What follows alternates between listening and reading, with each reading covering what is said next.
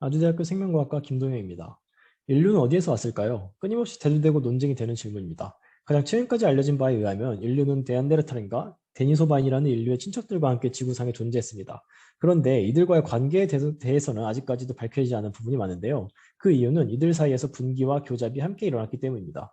이로 인해 각 그룹 간 변이와 그룹 내 변이에 더해 교잡에 의한 뒤섞임까지 모두 우리의 유전자에 담겨져 있는 것이죠. 이 때문에 엄청난 양의 데이터를 기반으로 연구가 진행되어야 하는데요. 그러나 이러한 거대한 데이터는 시간과 비용에서 리스크가 있기 때문에 이를 실증적으로 이용하기 위해서는 보다 인포머티브한 데이터를 최소한의 크기로 뽑아내고자 하는 연구들도 함께 진행되고 있습니다. 제가 주목한 부분 또한 이러한 부분인데요. 특히 제가 관심을 가진 서열 정보는 G 쿼드라플렉스 모티프라고 하는 서열입니다.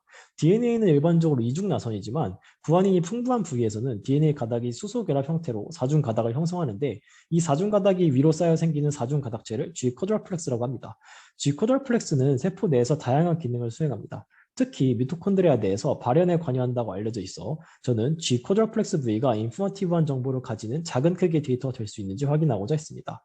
분석 방법입니다. NCBI에서 164개의 미토콘드리아 풀지놈을 얻어 얼라이먼트한 뒤 데이터로부터 단일 염기 다양성, 순위 부위를 추출하여 숫자로 지노타이핑을 했습니다. 다음으로는 레귤러 익스프레션을 이용해서 G코드플렉스 서열을 추출하였고 또한 비교를 위해 랜덤 시퀀스도 추출을 하였습니다. 이 모든 과정은 파이썬으로 진행이 되었습니다. 이렇게 얻은 숫자형 데이터들을 이용해서 PCA와 티스니 클러스터링을 진행을 했습니다.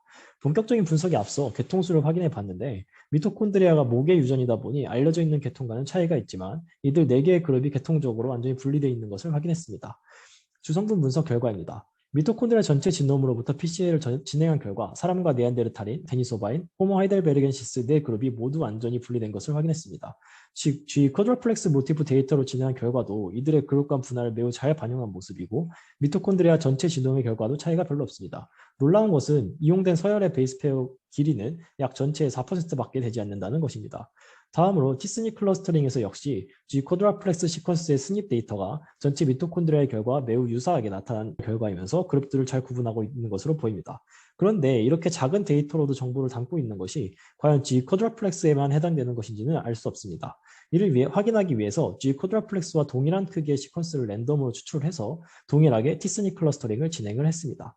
결과를 보면 잘 나온 것도 있지만 대체적으로 데니소바인과 사람을 분리하지 못하는 경우가 많았고 사람 집단을 과도하게 나눈 경우도 많았습니다.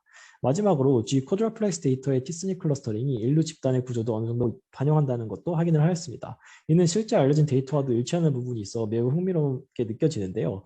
다만 더 심층적인 연구가 필요하다고 생각됩니다.